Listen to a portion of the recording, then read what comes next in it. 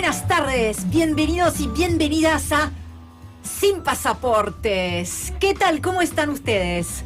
¿Qué tal, Lori? ¿Cómo estás? ¿Todavía en el trabajo los que nos están escuchando con los últimos mates del día? Probablemente estén un poco más relajados que yo, que es mi primera experiencia acá. Yo creo que algunos que nos están escuchando deben estar ya volviendo a su casa. No, ya sé, haciendo de Uber para los hijos. No me mientan, sé que esto está sucediendo muy a menudo. Bueno, nosotros acá estamos, les quiero decir, muy, pero muy contentos, porque estamos de estreno. Estamos estrenando un programa en el Día de la Radio. La verdad que lo teníamos todo pensado, ¿no? Y llegamos para la fecha indicada. Foja Cero. Hoy, en este momento, en este instante, junto con ustedes, están haciendo Sin Pasaportes al aire de FM La Patriada. Un espacio donde creemos, ojalá, esperemos, vamos a trabajar para eso, vamos a pensar el mundo y vamos a tratar también de pensarnos a nosotros mismos en relación al mundo, pero siempre desde esta queridísima Argentina. Yo me llamo Oriane Fleischer y como habrán escuchado, por supuesto que no estoy sola. Les quiero presentar ya a mis compañeros que son los verdaderos protagonistas de Sin Pasaportes, los ideólogos, los instigadores de este hermoso proyecto. Estoy hablando de Gabriel Fuchs y de Franco Betaza. Gabriel, muy buenas tardes, ¿cómo estás? ¿Qué tal? ¿Cómo están? Bueno, esperemos poder arrancar con mucha merde, ¿se dice? ¿Así? Así se dice, merde, y sí. En este programa donde, bueno, nos proponemos lo que vos estás diciendo, haber un enfoque sobre el debate de la política internacional, de la inserción argentina en el mundo, sin demasiados clichés, tratar de que sea un debate fresco, que traiga información y que motive a nuevos y nuevas sucesivos debates posteriores. Fantástico. El compañero, tal vez, Franco, ¿se quiere sumar? Sí, ¿cómo están a todos? Bueno, un saludo muy grande a la audiencia. Yo soy una persona que escucha mucho la radio. Siempre digo que la radio es muy compañera. Así que estar desde este lado tratando de hacer compañía en esta hora de la tarde, los días miércoles, va a ser un placer muy grande. Y bueno, Sin Pasaportes, así que desde acá, desde Argentina, estaremos mirando lo que pasa en el mundo y también muy receptivos a las inquietudes que los oyentes tengan también, ¿no? De temas que podamos abordar a futuro. Bueno, muchos ya los deben conocer, pero algunos tal vez no. Yo voy a hacer un poco lo que se suele hacer cuando hay una ronda de compañeros que recién se va conociendo, es invitarlos a ambos a presentarse brevemente. ¿De dónde viene el señor Gabriel Fuchs? Bueno, varias vidas, ¿ya? Y eso tiene que ver con la edad, no solamente con las capacidades. En este momento soy parlamentario del Mercosur, por Unión por la Patria, pero he tenido en política internacional varias acciones, he sido embajador en Ecuador, he sido presidente de los Cascos Blancos de la Cancillería durante 11 años. He sido subsecretario de Asuntos, bueno, bla, bla, bla. No voy a extender mucho, pero varias veces también he sido diputado de la Ciudad de Buenos Aires. Y aquí estamos. He hecho radio anteriormente y es algo que realmente me gusta. Y siempre son estos tiempos los buenos para hacer radio. Cuando se cierran todos los espacios del debate, abrir las pequeñas puertitas y también pedirle disculpa a aquellos trabajadores de estos ámbitos que la están pasando mal. No, no es que estamos ocupando su lugar, estamos tratando de complementar esos lugares, pero también saber que hay muchos que estas nuevas etapas los han dejado fuera del circuito y nuestra solidaridad con ellos. O con mucha precariedad también, con mucha precariedad laboral. Sin lugar a dudas, cuantos más voces, igual mejor para entender justamente ese mundo tan complejo, tan convulso, ¿no? Entonces, Franco, tal vez también presentarte, si querés, a la audiencia para los que todavía no te conocen. ¿Cómo que no, Oriane? Bueno, también parlamentario del Mercosur, compartiendo bancada con Fuchs en ese parlamento regional al que yo le tengo mucho cariño. De hecho, fue el parlamento del que hice mi tesis de grado, cuando estaba en construcción y bueno, estoy ocupando una banca ahí. Militante político, de muy joven. Estoy más a la mediana de la edad, pero también con bastante camino recorrido que de a poco se irá abriendo, y muy abocado a las relaciones internacionales y a la política exterior argentina. Creo que la soberanía es uno de los elementos fundamentales de toda nación y la política exterior es clave para que esa soberanía sea efectiva o no. Y yo los voy a ayudar a ambos a que puedan volcar todo ese saber hacer, y por supuesto que vamos a tener también a muchas fuentes, porque nosotros no lo sabemos todo. Lejos de ser el caso, hay gente que se especializa en determinados aspectos de la agenda de internacionales. Vamos a necesitar de ellos y también vamos a contar con su participación en este programa. Desde ya les quiero decir que si nos quieren seguir, estamos en todas las redes a través de FM La Patriada. Así de sencillo, con ese nombre, FM La Patriada, en todas las redes sociales y también en el canal de YouTube. Por favor, vengan a visitarnos, a ponerle un me gusta para romper el algoritmo o para congratular, abrazar el algoritmo, y también vengan a suscribirse, porque así hacemos comunidad entre todos. Nosotros todos los miércoles vamos a estar acá acompañándolos hasta las 19:30, hablando entonces, dándole un lugar a ese diálogo absolutamente necesario y acuciante entre nuestra realidad argentina y la realidad del mundo. Y hoy tenemos preparado un programón. No es que vinimos acá para charla de café, aunque a los tres nos gusta también la charla de café. Ojo, no lo estamos descartando. O de vermut.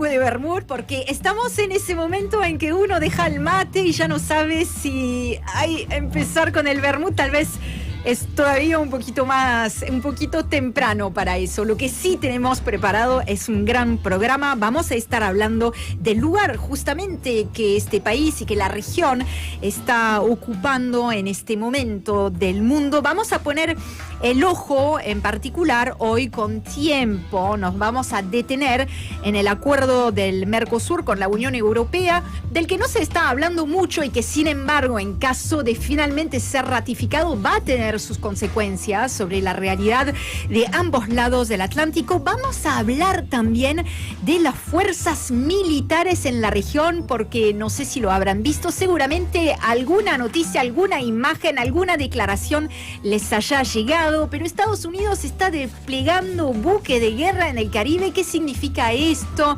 ¿Qué significa en general? ¿Cuál es el estado de situación de las fuerzas militares en la región? Y nuevamente, ¿dónde está parada la Argentina en ese mapa de las fuerzas militares? Y sobre todo, ¿saben qué? Vamos a intentar de pasarla bien. Nos merecemos pasar un lindo momento todos juntos. Entonces tengo el placer, el honor, la inmensa alegría en este día de la radiofonía de darle inicio a Sin Pasaportes. De la Argentina al mundo. Sin pasaportes. Mundo revuelto. Sin pasaportes. Un programa internacional.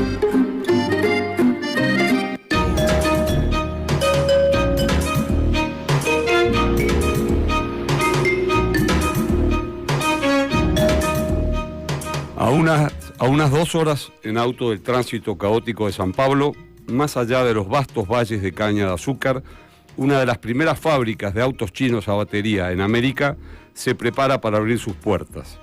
Su objetivo es reinventar la forma de conducir en Brasil y en última instancia en el resto de América Latina, de la misma manera en que los fabricantes chinos ya transformaron gran parte de Asia y ahora apuntan a Europa.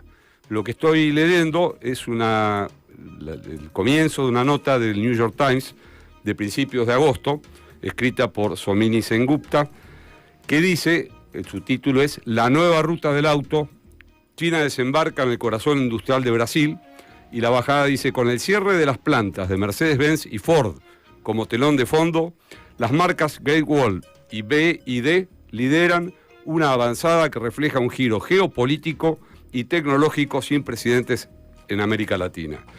Y la verdad que esta nota abre como varios caminos para pensar un poco nuestra región y el lugar en el que estamos.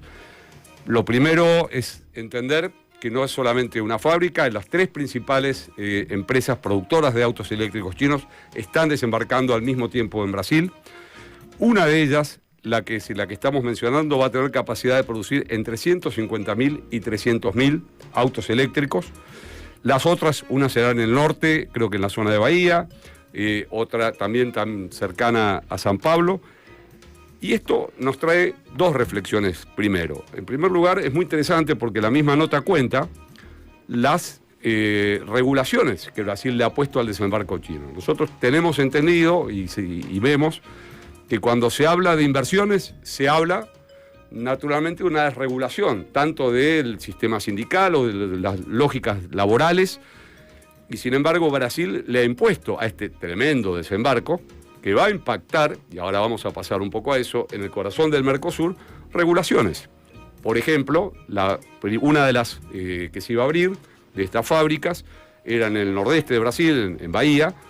Esa, como muchos yo he visto también en África en algún momento, el desembarco chino se dio con chinos. Es decir, China hace las inversiones y en general instala también la mano de obra, por lo menos una gran parte de mano de obra con chino. Bueno, esto fue un debate enorme en Brasil, que los sindicatos son fuertes en Brasil, gobierna un sindicalista en Brasil, lo que en alguna época era para nosotros la protección sindical, la dureza de los sindicatos. Hoy Brasil, en algún punto, materia de debate en todo caso, nos ha superado, y esa instalación de los chinos tuvo que reverse y tuvieron que contratar, entre otras cosas, mano de obra local, que es parte de las regulaciones que se le están poniendo a esa inversión. O sea, Brasil y el gobierno de Lula le está poniendo un marco a ese desembarco.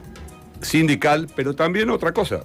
Para que estas empresas de autos eléctricos desembarquen, Brasil le está exigiendo que se fabriquen también vehículos híbridos. ¿Por qué? Porque Brasil tiene una regulación por el etanol, que el 25% del combustible utilizado debe ser el etanol, es una ley, y entonces obligan o imponen como condición que se ponga autos híbridos también, o sea que estas mismas fabriquen autos híbridos que en otros lados quizás China no está produciendo. Quiere decir que se está regulando ese desembarco. Claro. No es un desembarco. Entonces, el mito de que las grandes inversiones vienen es un mito ideológico. Las grandes inversiones vienen desregulando, bueno, solo si son de un sector. En todo caso, si el capital no tiene patria, si el gato, lo importante es que caza ratones, como decía justamente el creador del actual modelo chino, ahí tenemos un punto. El segundo punto que tenemos, muy importante también para analizar, porque casualmente el corazón del Mercosur es el intercambio en la industria automotriz. Claro. Es el acero y el carbón. Después vamos a tener una especialista en este tema, así que yo no me voy a explayar demasiado, pero el corazón ha sido el intercambio, ha sido esta matriz de complementación bajo aranceles, sin aranceles, entre la Argentina y Brasil. Nosotros tenemos mucho miedo de que Milei rompa el Mercosur, pero la verdad es que el Mercosur se está replanteando a sí mismo su vida. Claro. En esta lógica internacional en la que estamos viviendo, esta situación de Brasil, esta matriz productiva que se está instalando en Brasil, ¿cómo va a impactar en esta complementación entre Argentina y Brasil en los próximos 5 o 10 años o menos? Porque si estos autos comienzan a inundar, además los costos son los costos similares a un modelo híbrido o modelo a combustible ¿cómo se llama? Sí, nafta. Tradicional. Exacto. Claro. Bien, este tema nos lleva a otra reflexión, porque si vamos a ver qué va a pasar con el Mercosur, si se puede hablar de que el problema de las inversiones no es la desregulación, vemos que la Argentina, y sobre todo la Argentina cuando presidió el Mercosur en el último periodo, su gran demanda ha sido que se pusieran nuevos productos por fuera del arancel externo común. De hecho, la Cancillería argentina anunció como gran éxito, en su momento también esto le vamos a preguntar por supuesto a la experta que después viene, que 50 productos nuevos se habían sumado. Al día de hoy no se ha informado nada, es decir, la gran discusión que está pasando en el mundo, aquí está pasando para otro lado, está pasando para abrir una lógica de negociación con Estados Unidos, exclusivamente, que además la Cancillería argentina ha filtrado en los últimos tiempos, hace 2 meses, que ya estaba resuelto un acuerdo sobre 100 productos. Al día de hoy, eso tampoco está sucediendo. Entonces, importante, me parece, 3 conclusiones de esto, en todo caso como tips para el debate. La primera es el mundo que viene un tema importantísimo. En el medio de todo esto que está sucediendo, Estados Unidos impone el 50% de arancel a Brasil. Algunos analistas, no necesariamente analistas ni de la izquierda internacional o chavistas. Afines, digamos, no necesariamente afines a Lula. Están sosteniendo que esto fortalece a Brasil y lo obliga a una inteligencia y a una capacidad y a una excusa, si se quiere, para asaltar aquello que a mí me parece que el gobierno de Lula está intentando desarrollar, que jugar en otro escenario político. Y jugar en un escenario político donde los BRICS, obviamente, y esto que estamos hablando está vinculado directamente, pero también la India, juegan un rol fundamental, y un escenario que pone en debate la lógica del Mercosur. Y también pone en debate el famoso acuerdo de la Unión Europea con el Mercosur, al cual también ahora vamos a conversar con Cecilia Todesca, lo adelanto. Estamos anticipando. Es que esto para mí también puede llegar a tener que ver el tema de los autos híbridos con este juego que va a empezar a hacer Brasil. Sabe que tiene que tener un piso mínimo de autos híbridos, porque si no después se va a quedar obsoleto en el negocio, en el acuerdo Unión Europea-Mercosur y en todos los demás acuerdos comerciales, en su inserción en los BRICS. Está haciendo como poniéndose un piso a la fuerza. Para redondear todo esto, y dar paso un poco, me parece que lo que estamos viendo es un gran movimiento tectónico, no un pequeño movimiento de 4 negociadores sentados en una mesa, estrategias que ya están impactando, no estrategias que están por venir a impactar. Insisto, hay una tercera fábrica que también está desembarcando en este tema ¿También específico. China? También China.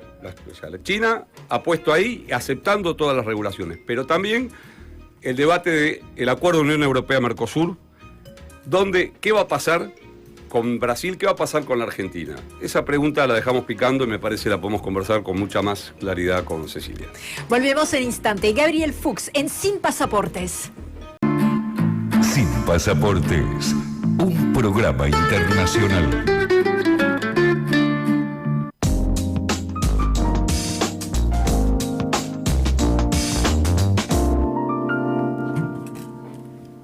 Y seguimos en Sin Pasaporte ya con nosotros en el piso. Le voy a dar la palabra en instantes apenas, pero con nuestra primera entrevistada de este primer programa. Todo es celebración, se trata de Cecilia Todesca. En instantes los va a saludar.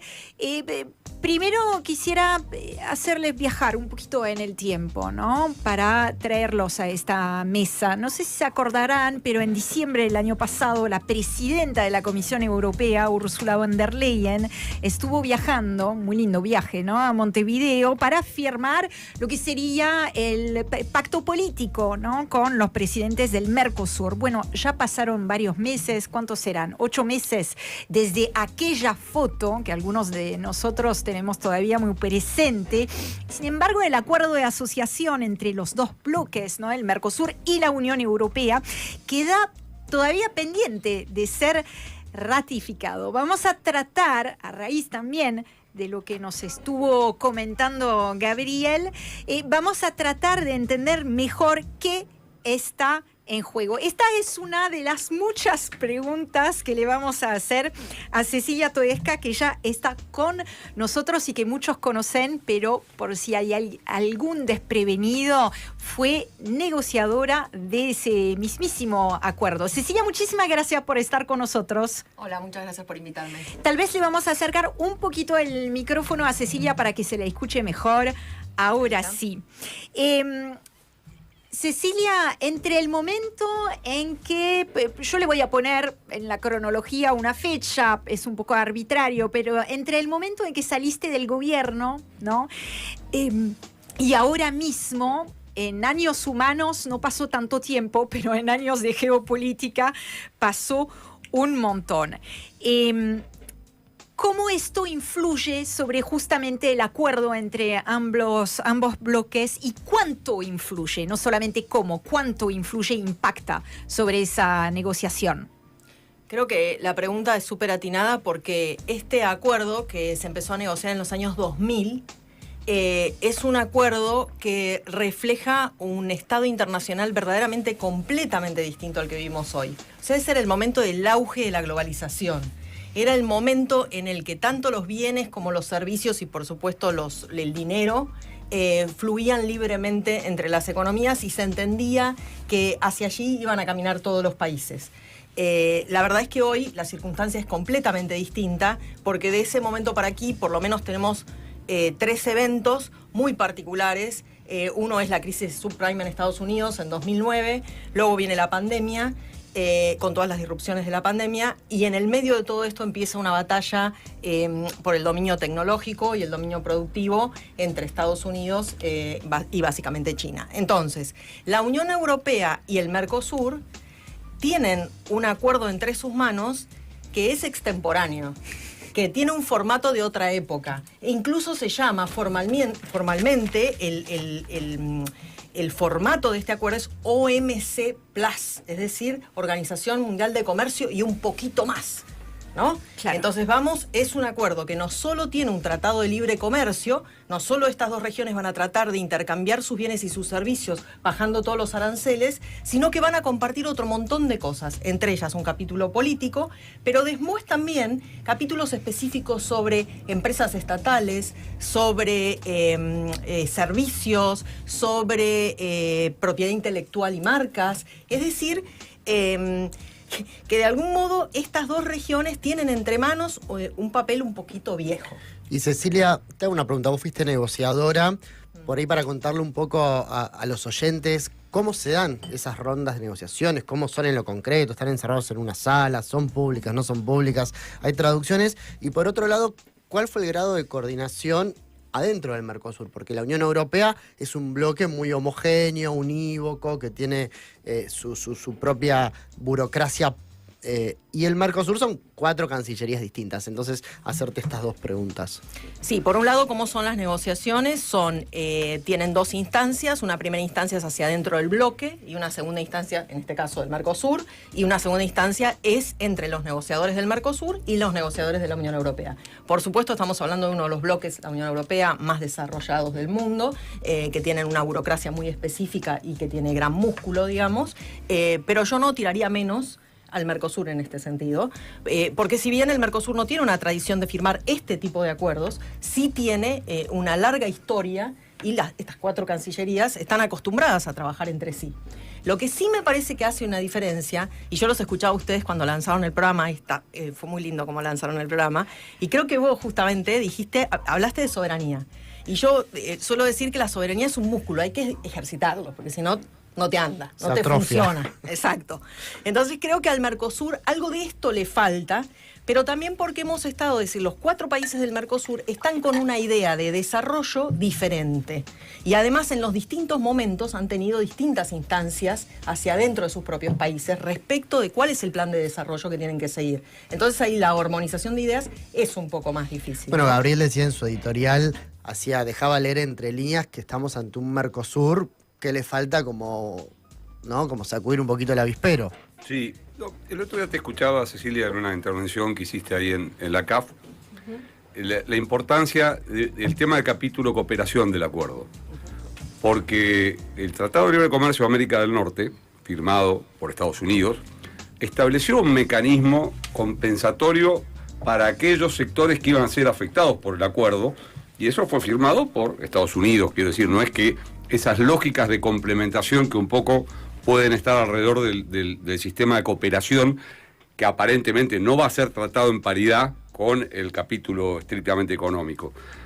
¿Cómo desembrollamos este tema? El acuerdo tiene 2 pilares, 4 partes, 2 pilares. El pilar político y de cooperación, y el pilar que es un tratado de libre comercio y eventualmente un documento adicional, side letter, no sé qué formato final tendrá, con más exigencias ambientales por parte de la Unión Europea al Mercosur.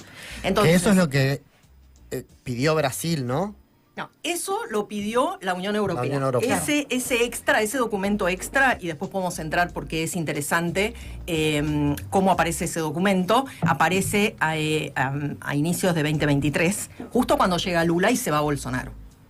porque eso era muy importante para la Unión Europea. Firmar un acuerdo con Bolsonaro del otro lado y sus políticas respecto del Amazonas era bastante complicado, ¿no? Entonces, después de firmar un preacuerdo con Macri y Bolsonaro, donde estos dos presidentes se apresuraron y de hecho dejaron caer varias de las cosas que el Mercosur venía planteando para simplemente tener una foto allá por junio de 2019, después la Unión Europea en realidad se retira de la mesa. La famosa foto de Foría hablando por teléfono con Macri. Algunos se puso a llorar, Llorando, aparentemente. sí, todos recordamos esas lágrimas. Efectivamente. Actual embajador en Chile, para la audiencia del dato. Foría, actual embajador en Chile de este gobierno. Y la verdad es que después la Unión Europea se retira de algún modo y hace un silencio de radio y vuelve a aparecer en 2023 cuando el Lula asume.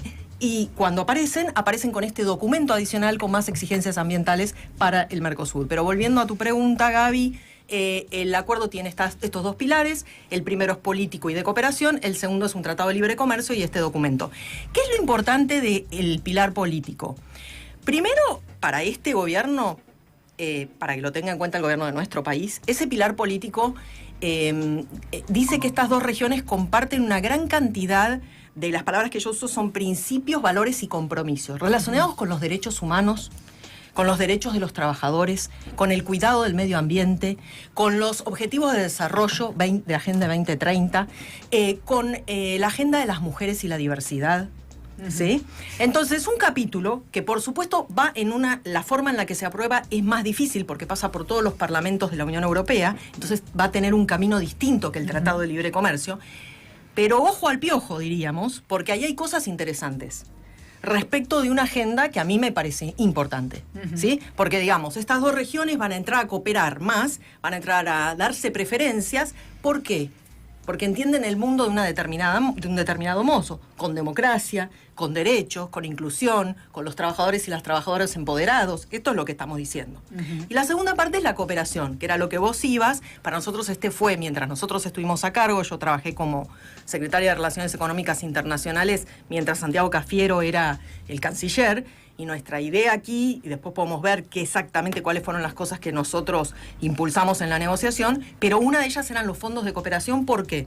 Porque acá está clarísimo que estas dos regiones, este acuerdo, si entrara en vigencia, es muy importante por los mercados. Estos son dos mercados muy importantes, el de la Unión Europea y el Mercosur. Porque hay mucha gente que vive en estas dos regiones y porque también son dos regiones muy potentes.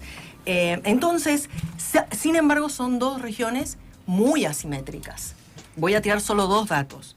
El PIB de la Unión Europea, de los países de la Unión Europea, es 6 veces más grande que el del Mercosur. Y 26 de los 27 países de la Unión Europea tienen un índice de desarrollo humano mayor que los países del Mercosur. Entonces estamos hablando de dos regiones que están en momentos del desarrollo muy diferentes.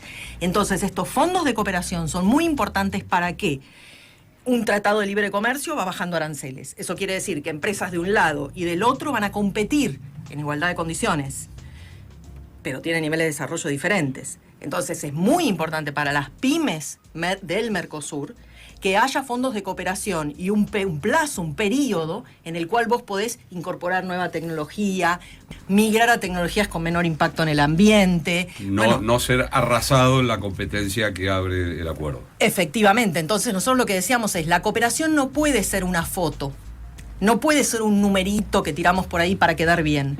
Tiene que ser concreto. Tiene que ser concreto, tiene que ser grande y tiene que ir compensatorio de esta asimetría. Y tiene que ir par y paso con la baja de los aranceles, es decir, de la mano de la baja de los aranceles. Entonces, esto, por eso digo, el eje político de cooperación, que uno por ahí puede decir, bueno, está bien, eso que son unas declaraciones que a nadie le importan, muy generales.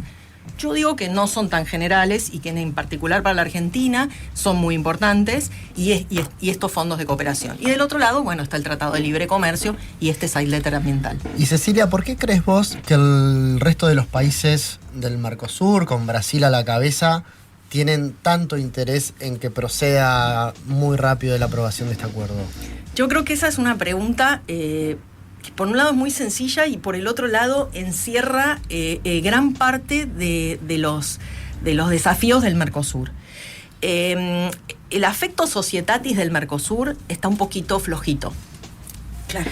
Y esto es porque nos ha costado a lo largo de todos estos años tener un horizonte de desarrollo común. Son 4 economías muy diferentes, con tamaños muy diferentes, con desarrollo industrial diferente, y de algún modo sabemos que compartimos una misma región, sabemos que estamos mejor cuando podemos comerciar entre nosotros y las personas se pueden mover libremente, pero no tenemos una discusión profunda sobre una integración productiva, es decir, un plan de desarrollo industrial y científico-tecnológico común. No lo tenemos. Claro. Y entonces este affecto societatis está un poquito bajo. Y hay también lo que se llama un mercoexit, se podría llamar así, que es que cada tanto algún país dice, y yo por ahí estoy mejor si me voy del Mercosur. Claro, me abro a otros países, otros horizontes. Van rotando. Van en algún momento rotando. fue Uruguay, en algún momento fue Argentina, o es Argentina, aunque yo creo que fueron más declaracionismo que la práctica. La práctica ya se fue acomodando un poco. A esa- otros lo fueron y hay otros que no terminan A de otros no dejarlos que fueron, se es integren correcto. del todo. Falta ese dato y... Yo me voy a quedar justamente con esto, que hay un rumbo común, pero te escucho hablar y entiendo también que el variopinto de países en distintos aspectos está. Yo voy a plantear una pregunta, pero la vamos a contestar cuando volvamos de una breve tanda. Quisiera saber si realmente, porque no está ratificado todavía el acuerdo, aunque quisieran dejar el asunto acá, hoy realmente se puede no avanzar con el acuerdo y no implementarlo en este contexto global. ¿Es realmente una posibilidad todavía? Bueno, ahora volvemos. Sin pasaportes. Todos los miércoles a las 18. Abrimos fronteras en FM La Patriada.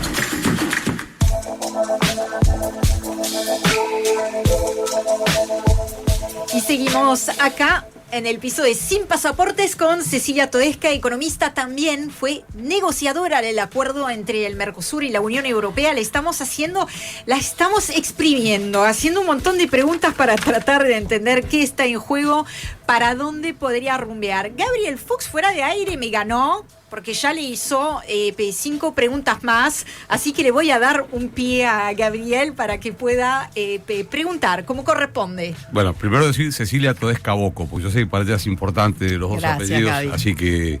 Y no, la pregunta es si podemos... Esta zona de lo que vos estabas comentando recién, el rol de la cooperación, que en general es visto como un rol más bien vacuo, digamos, como un rol complementario, más cultural, ¿no? Más en esa zona. ¿Cómo puede efectivamente, en un ejemplo concreto, ayudar a que esta asimetría, en la medida que los aranceles se vayan corriendo, como vos explicabas, no impacte tan negativamente, por lo menos en nuestro país particularmente? En el caso argentino, el impacto más fuerte del acuerdo va a venir por el lado de la industria automotriz, que es un tema que ustedes tocaron al inicio del programa, vinculado con las inversiones chinas en Brasil.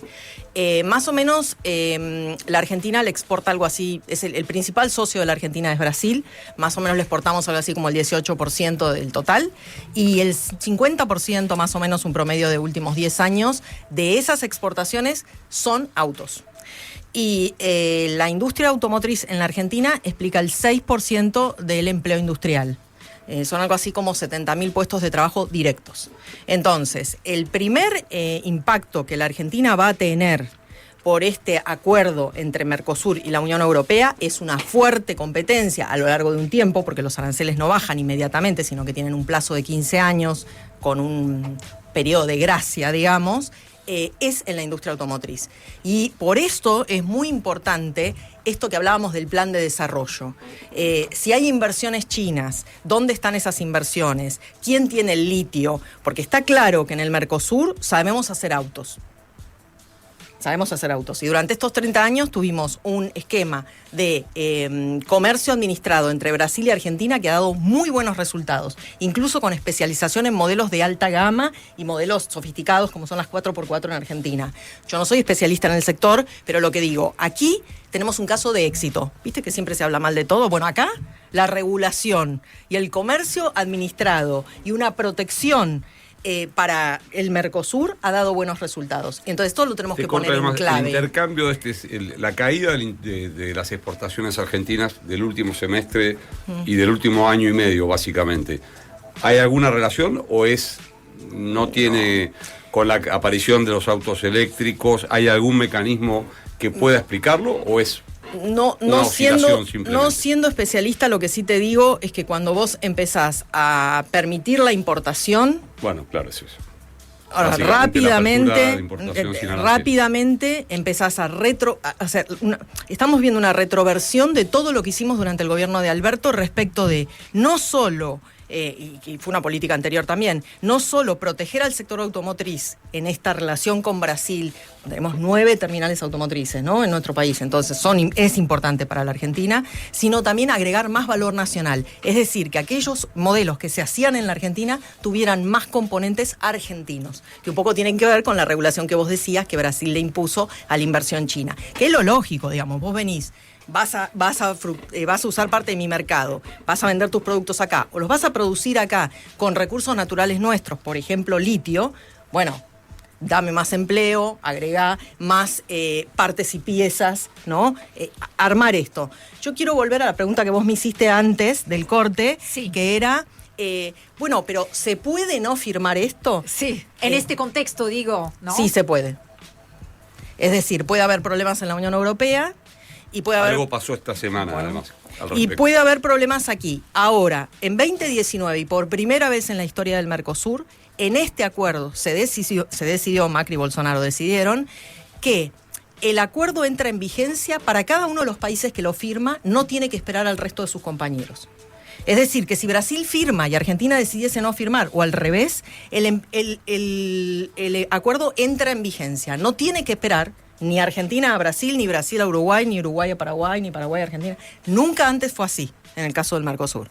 Eso, por supuesto, fue hecho a propósito, ¿no? Entonces, yo lo que quiero, quizá lo importante para la gente que nos está escuchando es, un acuerdo, un tratado de libre comercio de estas características, la verdad está un poco fuera de moda. Anticuado, ¿sí? Deberíamos estar negociando cosas más puntuales. Hoy se hacen nuevas cadenas, entre comillas, cadenas entre amigos, pero yo digo, tomemos algo de esto de los amigos por los que yo les decía de la cuestión política, ¿ok? Sí nos interesan los derechos humanos, sí nos interesan las políticas inclusivas, las políticas de género, nos interesan las políticas que protegen a los trabajadores y las trabajadoras, nos interesa el ambiente, no joder al medio ambiente más de lo necesario, todo eso nos interesa. Entonces digo, es muy importante en este tratado, que es el que tenemos entre manos, trabajar sobre algunos elementos que nosotros le sumamos al acuerdo. Y el más importante, digo, por un lado, es un tratamiento especial para los autos eléctricos e híbridos, que no sé cómo habrá quedado porque no tenemos acceso todavía a la información. Eso también es importante que sepan los que nos están escuchando. Como hay una negociación en curso, la información que tenemos es la que ha publicado la Unión Europea. Que está en inglés. O sea que el que no lee inglés también tiene un... Está en inglés, pero bueno, una limitante ahí. Inteligencia artificial, pum, se lo tirás. Hoy nos ayuda a todos. Y ahora nos ayuda un poco. Pero es verdad que estos tratados además tienen un formato medio difícil de leer. Los documentos son muy técnicos, ¿no? Pero digo, no sabemos realmente qué es lo último, pero tenemos una línea nueva de autos, eso lo propusimos nosotros en 2023, y tenemos un elemento bastante novedoso, que es un mecanismo de equilibrio de concesiones. Suena un poco técnico, pero esto es así. Si estas dos regiones nos ponemos de acuerdo en que vamos a bajar aranceles y nos vamos a integrar de esta manera, todo bien. Pero yo quiero ver que aquello que negociamos, vos lo que me das con una mano no me lo quites con la otra. ¿Y por qué estamos diciendo esto? Porque la Unión Europea, que es un bloque muy desarrollado, como planteaste, tiene varias cosas pasando al mismo tiempo, y entre ellas el Pacto Verde. Y el Pacto Verde son una serie de regulaciones ambientales muy, muy importantes que podrían tener, y van a tener, un efecto sobre las exportaciones del Mercosur a la Unión Europea. Entonces, si yo te voy a dar acceso para que vos me vendan tus bienes a mí, los europeos nos vendan los bienes a mí, no me puede pasar que lo que vos me das en el acuerdo me lo quites vía Pacto Verde. Entonces, este mecanismo... Que es como una barrera paraarancelaria. Efectivamente. En realidad la Unión Europea tiene varias cosas. Tiene la política agraria común, que es una billetera de subsidios al sector agropecuario enorme, pero es enorme. Sí. Es una hermosura. Me encantaría tener toda esa plata para ponerla en industria y todo lo demás. O sea, es una política industrial hacia un sector, digamos, una política de protección hacia un sector muy, muy importante. Su impacto en el PBI, además, no es equilibrado con esa inversión. No, obviamente, pero para ellos es muy importante porque se trata de, digamos, de proteger los territorios, proteger las producciones ancestrales, proteger a los productores que están en esa zona, proteger cómo se ve el lugar, hay una cuestión cultural, cómo se producen algunos alimentos de forma artesanal. No, es algo importante. Bueno, digamos, son subsidios. Eso es la política agraria común. Después tienen el Pacto Verde y además tienen un sistema de cuotas. Es decir, el Mercosur no le va a poder. Los aranceles dentro de 15 años, casi todos, para más del 90% para el Mercosur, van a bajar a cero, ¿no? O sea, van a bajar sustantivamente. Pero las cuotas del lado de la Unión Europea son sine die. Eso quiere decir no bajan nunca. Claro. Entonces, este mecanismo que desarrollamos, que propusimos entre Argentina y Brasil, y por supuesto después lo compartimos con Uruguay y Paraguay, de equilibrio de concesiones, es una novedad. Y es una novedad que introdujimos nosotros para decir, bueno, nos pusimos de acuerdo, vamos a combinar hacia una integración, pero vamos a ir viendo que lo que vos me firmaste a mí y lo que yo te firmé a vos tiene que ir pasando acompasadamente. Y no puede ser que vos lo que me das con una mano me quites con otra. Daría la sensación de que el apuro de Brasil en firmar está primero más vinculado a una capacidad de Brasil mucho mayor que la Argentina de resistir este embate.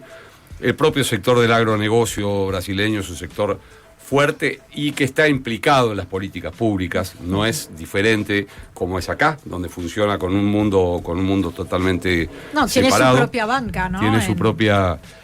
Y también parece que hay una cuestión geopolítica, que yo entiendo que lo mencionábamos un poco al principio, donde Lula especialmente está queriendo conducir el arribo de Brasil no a la mesa del G20, sino a la mesa de jugar realmente como un actor, y para eso necesitaría cerrar esta ventana. Y también me parece que hay una visión, opino, de Itamaraty, de que en la crisis de los aranceles esto puede ser una vía de escape también. Lo cierto es que Brasil está acelerando muy claramente la firma, ¿no? Es muy clara la voluntad de Brasil. Creo que tiene que ver con todos estos temas que vos acabas de mencionar. Yo no terminé una pregunta anterior tuya, Franco, que es, pero ¿por qué quieren el acuerdo? Bueno, durante mucho tiempo el Mercosur, que no está muy cómodo, que los países no terminan de discutir lo que tienen que discutir, y cuando lo empiezan a discutir cambia un gobierno y cambia el otro y tienen todos estos problemas, de algún modo querían mostrar que son modernos. Y estos acuerdos, OMC Plus, en algún momento, OMC más, eran como, bueno, eso es ser moderno, integrarte, bajar los aranceles. Lo que pasa es que vos llegás con eso totalmente tarde, muy porque tarde. Hoy... En un mundo que cambió. En un mundo donde hoy, ¿qué se prioriza? Se prioriza la seguridad, la resiliencia, y se prioriza la eficiencia más el bienestar. ¿Entendido cómo? Entendido como que las personas que viven en mi territorio tienen que tener un trabajo y un buen salario. Y eso se está disputando en todo el mundo. Fundamental. ¿No? Cecilia, el tiempo es tirano, siempre quise decir esto. Sí, sí. Y te... Lo pudiste decir. Era solo para pero me quedé con dos preguntas en el tintero, quizás me podés dar respuesta de sí o no, porque también sé que te tenemos que liberar. Yo lo que entiendo es que uno de los sectores argentinos que también se va a ver muy perjudicado, además de la automotriz, son los laboratorios. Uh-huh. Creo que, y además en eso creo que también nos va bien, tenemos una buena industria farmacéutica. Le van a bajar los aranceles a la coima carina. Me parece que le va a bajar la coima carina si entra en vigencia esto. ¿Por qué los laboratorios no están haciendo el lobby suficiente o no hablan suficiente de esto si se van a ver perjudicados? Y la otra... ¿Qué pensás, si pulgar arriba o pulgar abajo, porque no nos da el tiempo, del acuerdo Mercosur con EFTA? Para los oyentes, el EFTA son estos 4 países que no están en la Unión Europea, que son Islandia, Noruega, claro, Suiza y el Principado de Liechtenstein.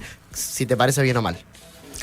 Empiezo por el segundo. En el segundo había una discusión respecto de que Suiza dejara entrar, nos bajara algunos aranceles para los vinos argentinos. La verdad es que no sé bien cómo terminó eso, si se logró o no, pero esa era nuestra postura y eso siempre venía, digamos, chupado atrás del acuerdo Mercosur-UE, digamos. Y respecto de los laboratorios, mirá, para ser muy breve, ningún plan de desarrollo funciona si no tiene apoyo de los actores sociales.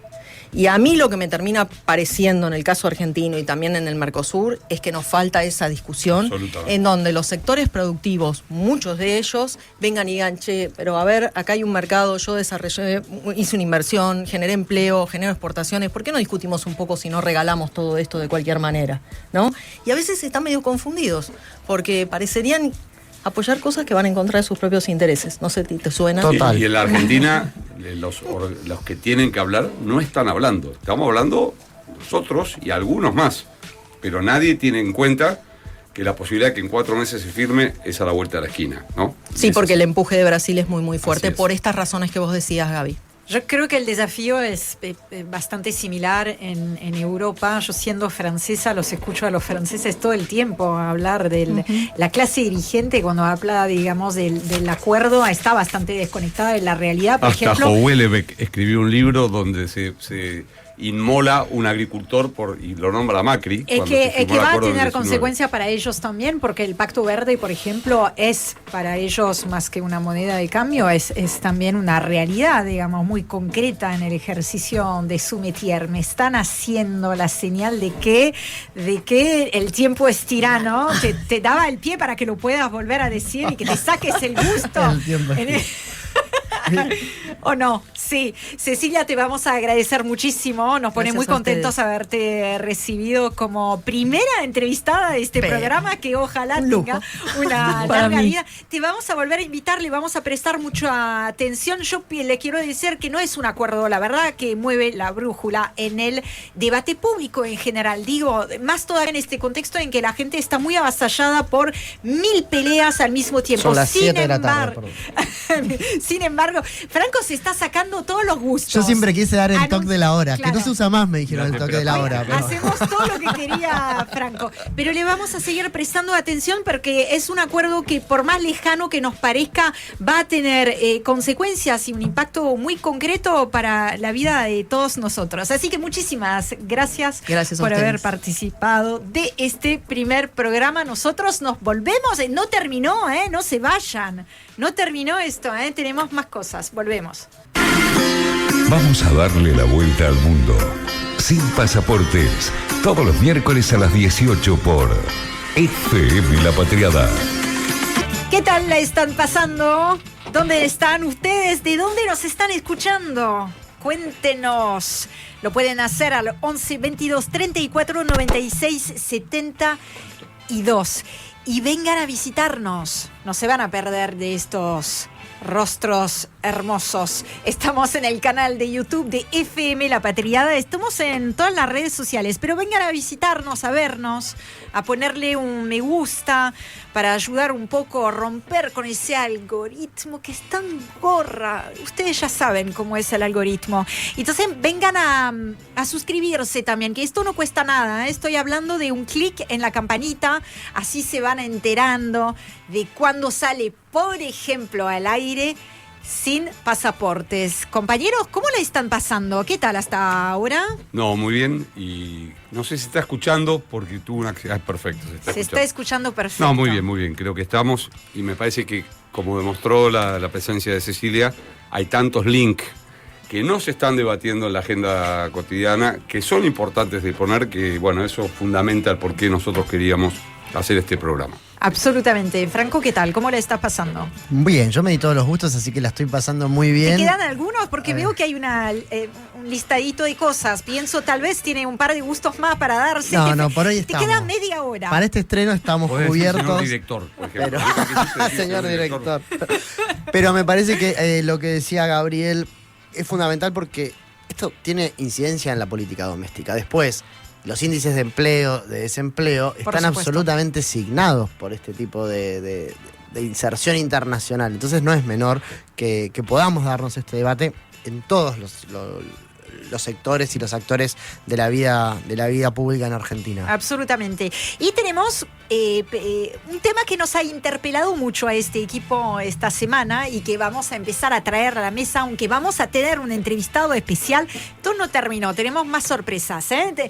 Vamos a estar en comunicación con alguien que sabe mucho del el diagnóstico, el estado de situación de las fuerzas militares acá en el continente, en la región. Porque la noticia que nos interpeló, como tiene que ser, es ese despliegue militar motorizado por Estados Unidos en el Caribe.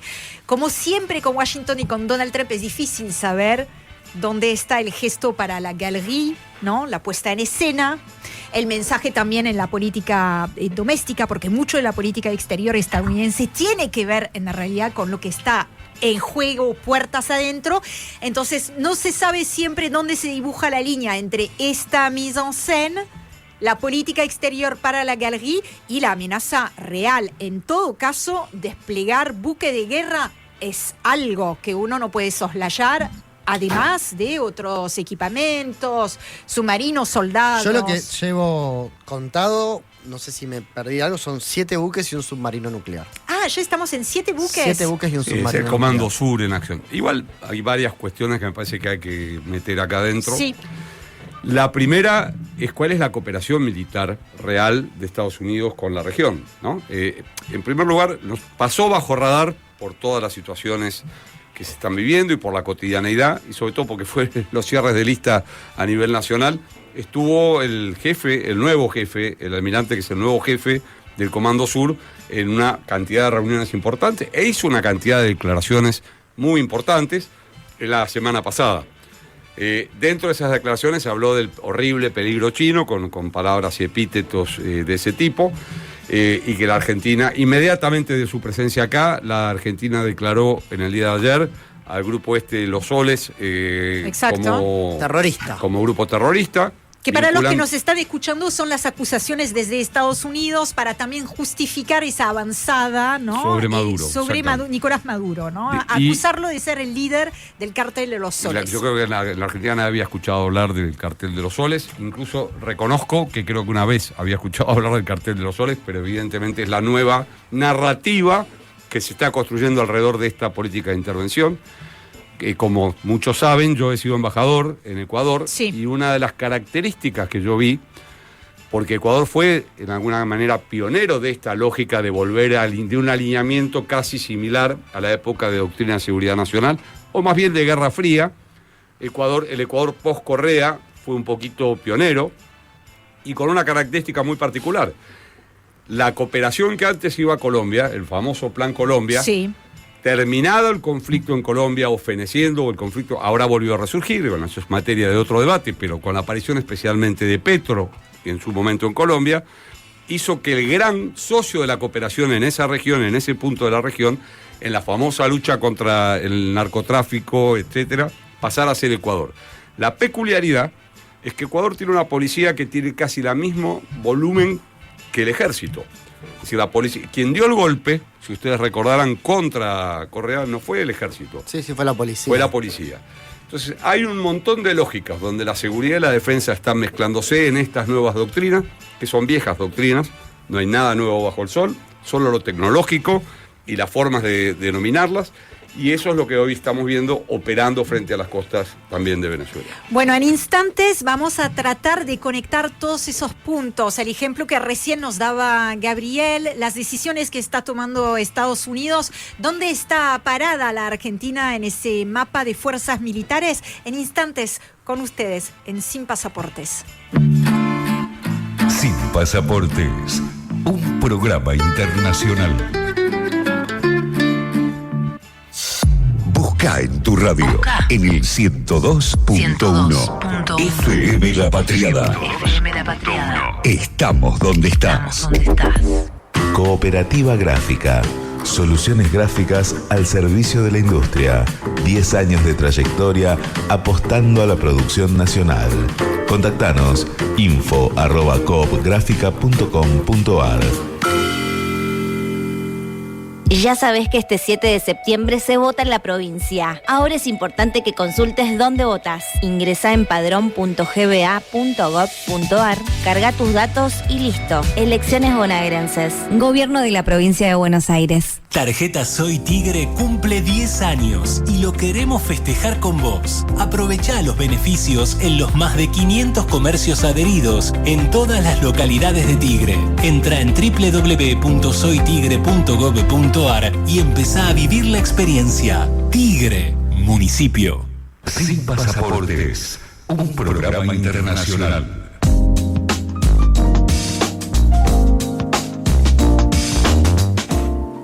Ahora sí, tenemos el placer de estar en comunicación con Luciano Ancelini, doctor en Ciencias Sociales, también exdirector nacional de Planeamiento y Estrategia del Ministerio de Defensa. Muchas gracias por estar en contacto con Sin Pasaportes. ¿Cómo está, Luciano? Hola, ¿qué tal? Orián, Franco, Gabriel, gracias por el llamado. Y también fue director académico del doctorado en defensa de la UNDEF, que ahí es donde tuve el placer de ser alumno de Luciano. Mira, Luciano, a mí me dieron un currículum muy largo, dije, un par de cargos tengo que elegir, no lo puedo decir todo al aire. Lo que sí le podemos prometer a la audiencia es que es la persona indicada para hablar de esto que recién estábamos esbozando al aire, ¿no? Bueno, que es ese mapa de las fuerzas militares en la región, con algunos movimientos que estamos observando por parte de Estados Unidos, en particular en el Caribe. La primera pregunta, como para romper el hielo, Luciano, es claramente Estados Unidos, todos lo sabemos, tiene un muy largo historial de intervencionismo militar en general acá en la región, en el continente. ¿Qué está cambiando con ese Donald Trump 2.0? ¿Hay un cambio de formas, digo, porque es mucho más patoteril que otras administraciones, o hay un cambio de estrategia más profundo para observar? Bueno, antes que nada, me metieron mucha presión, así que voy a tratar de dar 2 o 3 ideas para acompañar el debate, digamos, tan interesante que ya venían manteniendo y que yo venía escuchando atentamente.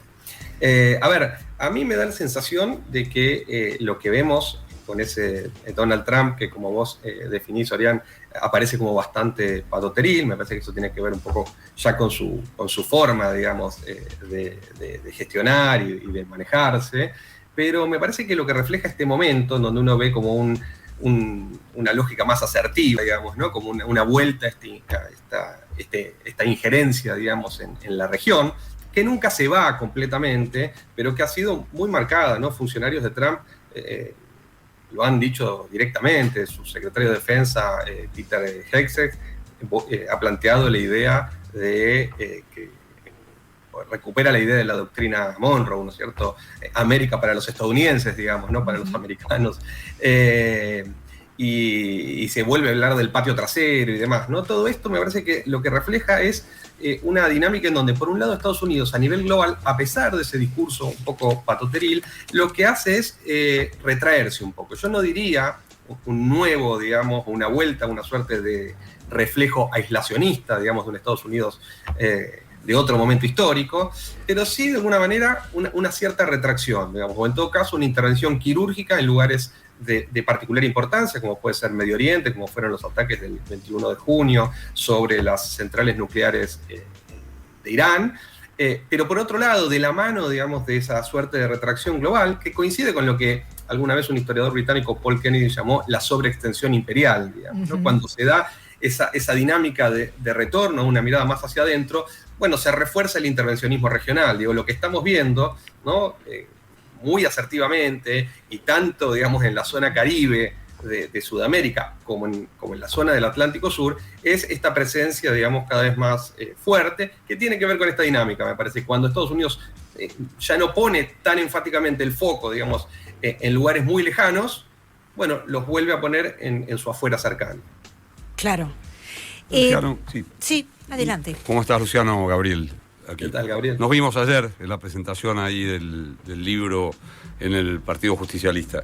No, exactamente. Pensaba que hay una lógica intervencionista combinada, ¿no? En primer lugar, el famoso ida y vuelta con el tema de los migrantes con El Salvador y Venezuela es una lógica intervencionista y vinculada a temas de seguridad, claramente, y está impuesta en esa cuestión.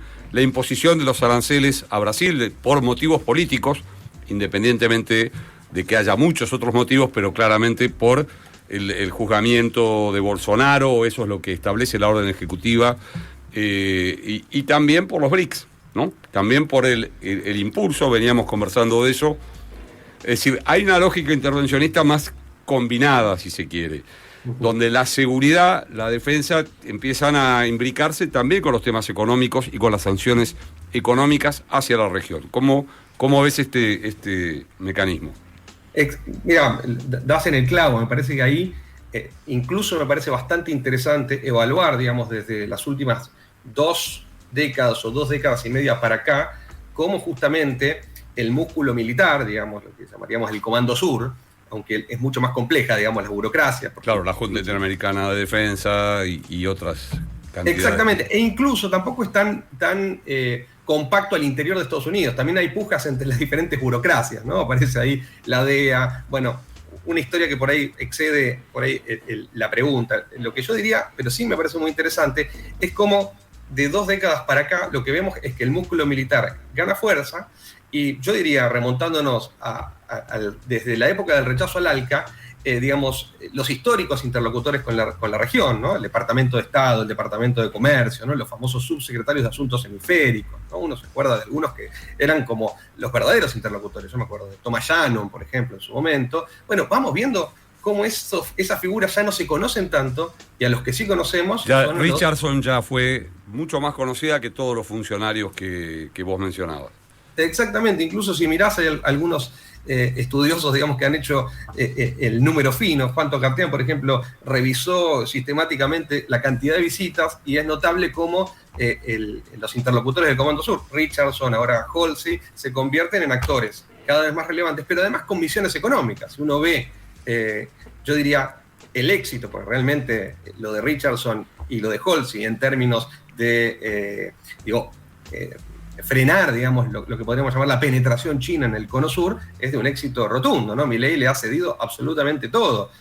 Y ahí nosotros encontramos cuestiones que tienen que ver, desde luego, con lo militar, por ejemplo, el no comprar los aviones de origen chino-pakistaní, digamos, que parecían una mejor opción, e instalar, digamos, la compra de los F-16 o la cuestión de la base naval integrada, pero también vemos el freno al puerto multipropósito, digamos, en Río Grande, el correr, digamos, a potenciales inversores chinos, digamos, de la hidrovía, la cancelación del proyecto de Atucha 3, el tema del Karen, bueno, una infinidad de temas en donde los actores, digamos, para frenar la potencial, digamos, financiación china de cada uno de estos proyectos, fueron los actores militares, digamos, ya no los clásicos interlocutores del Departamento de Estado. Me parece que ahí se da esa imbricación entre lo militar y lo económico que vos mencionabas, Javier.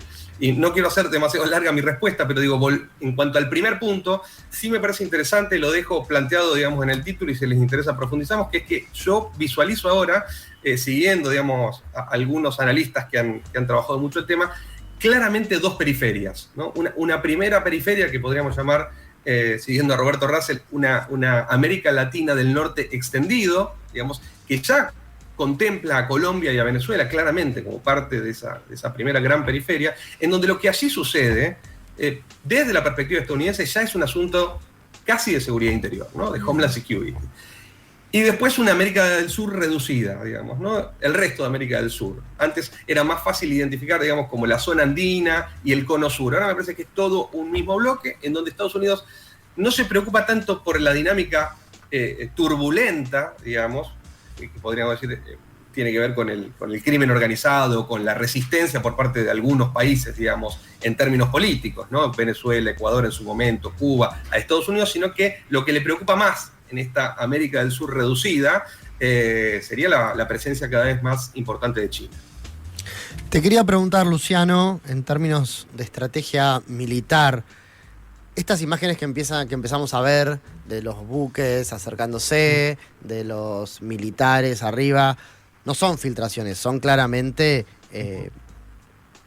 objetivos propagandísticos de Estados Unidos, ¿no? Por un lado, preguntarte eso, si nos podías desarrollar un poco este concepto, y por el otro lado, preguntarte, estuve leyendo que se están apoyando en Curazao para hacer base logística, base operativa. Quería saber qué sabías de esto y qué otros actores en la región circundante inmediata a Venezuela podrían usar para apoyarse también logísticamente.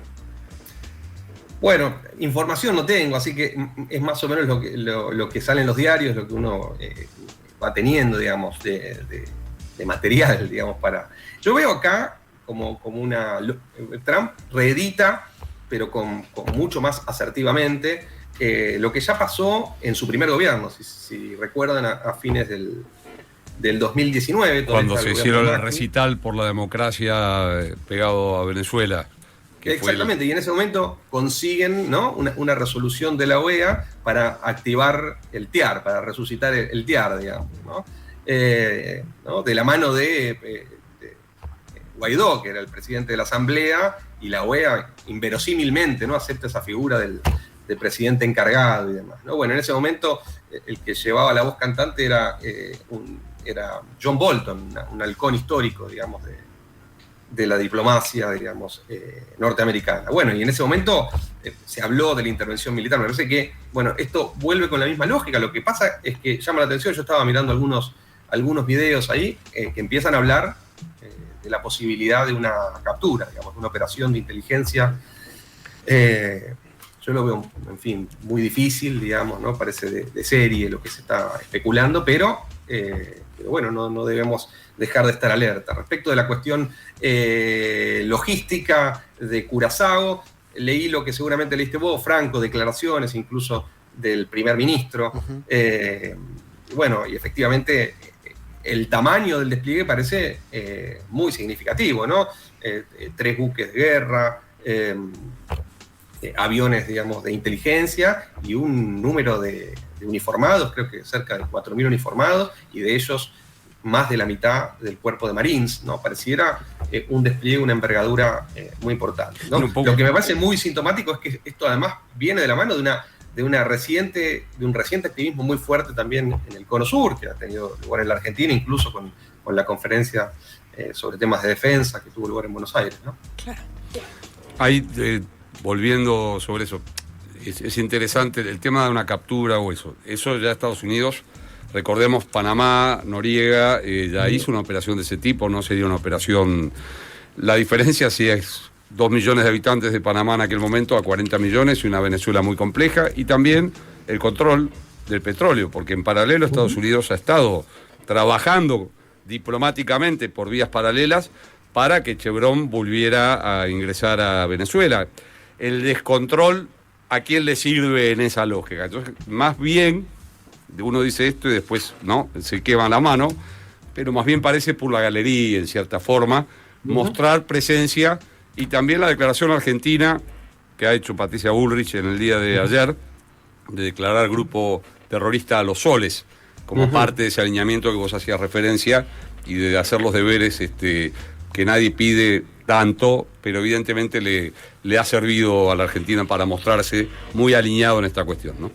Sí, a ver, me salen algunas reflexiones. Coincido con todo lo que vos decís, Gabriel, y aparte tenés un conocimiento de la zona, como te escuchaba antes, por tu experiencia previa como embajador en Ecuador, digamos. Me gustaría decir, justo que mencionaste Bullrich, Ecuador, al final no me quiero olvidar de decir una cosa que me parece interesante del tema Ecuador. A ver, lo primero que me sale decir es, declararon terrorista al cartel de los Soles después de que Estados Unidos lo hiciera, no sé, anteayer. A ver, esta es una buena noticia para Sturzenegger, ¿no? Ya desde este punto de vista podríamos simplificación de eliminar toda una burocracia de gente que debería trabajar sobre, bueno, evaluar sistemáticamente todas estas cuestiones. Efectivamente acá lo que hacen es tomar nota de lo que dice Estados Unidos. Digo, hay una estructura, en todo caso, que debe hacer análisis prospectivo desde el punto de vista de la inteligencia, bueno, que evidentemente la tienen volcada a temas ilegales, digamos, porque si no, no se explica, ¿no? Porque la verdad que lo que hay acá es casi, somos una caja de resonancia de lo que define la inteligencia norteamericana, ¿no? Eso por un lado. Y el otro punto que me parece muy interesante, que tomabas antes, y eso por ahí nos puede llevar a pensar un poco el modelo de Fuerzas Armadas a la que nos fuerza esta lógica, digamos, del Comando Sur, es el caso de Ecuador, que vos mencionabas. Bullrich, yo creo que por desconocimiento, lo llevó a una de las reuniones que hubo, me parece que el año pasado, en un trabajo de comisión, yo creo que era de legislación general, y mencionó el caso de Ecuador a principios de este año, cuando fue la irrupción de un grupo delictivo en un canal de televisión, haciendo referencia a el estado de guerra que declaró en ese momento, estado de sitio que declaró el presidente Noboa, y al índice de homicidios cada 100.000 habitantes, ¿no? Que está por encima de 40, digamos, en el pico histórico, ¿no? Entonces, Bullrich menciona que es a partir de 2017 que se da esa proyección, ¿no? Entonces, lo que es interesante es ver qué es lo que había antes, ¿no? Para entender ¿no? Este desvío en el que entra Ecuador. Digo, claro. con Correa llega a tener en el 2017, justamente, o 2016, una baja muy... la baja más grande en la historia. Eran 5 homicidios cada 100.000 habitantes. Entonces, 40. acá hay que, de vuelta, conectar lo que tiene que ver, digamos, con el abordaje que uno puede hacer desde la seguridad, con toda la cuestión económica y social, que es fundamental para poder atender, digamos, problemáticas de seguridad ciudadana. Luciano, nos quedamos sin tiempo. Te agradecemos muchísimo por arrojar luz sobre ese tema que da para mucho más. Te volveremos a contactar sin lugar a dudas, porque esto no sé si... Te invitamos al piso, Luciano. Te vamos a invitar al acá. piso, sí. Así te podemos exprimir como la exprimimos a Cecilia Toesca, que va a ser un poco la constante en este programa. La suerte de hablar con gente que sabe es que uno le quiere hacer un montón de preguntas. Muchísimas gracias por participar de este primer programa que estamos teniendo justo hoy en el Día de la Radio. Te mandamos un abrazo. Un abrazo, Leán, Franco, Gabriel, muchas gracias. Estuvimos en comunicación con Luciano Ancelini, doctor en Ciencias Sociales, también antiguo director nacional de Planeamiento y Estrategia del Ministerio de Defensa. Y nos vamos a despedir. Una vuelta de tuerca a un mundo revuelto. Sin pasaportes, un programa internacional.